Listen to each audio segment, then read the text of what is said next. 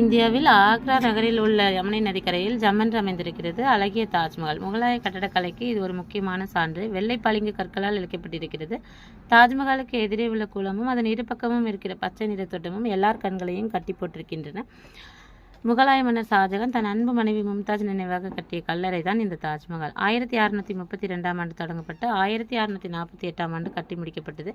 16 ஆண்டுகள் 22,000 மனிதர்களின் உழைப்பில் உருவானது தாஜ்மஹால்.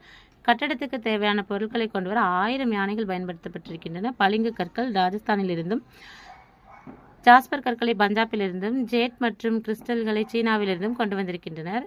அந்த காலத்திலேயே தாஜ்மஹால் 3,20,00,000 ரூபாய் செலவில் உருவாகி இருக்கிறது. உலக மக்களால் அன்பின் சின்னமாக கொண்டாடப்படுகிறது தாஜ்மஹால். தாஜ்மஹாலின் மத்தியில் ஷாஜகான் மற்றும் மும்தாஜின் கல்லறைகள் அமைக்கப்பட்டிருக்கின்றன. மகாலின் சுவர் முழுவதும் குரான் வாசகங்கள் பொறிக்கப்பட்டுள்ளன.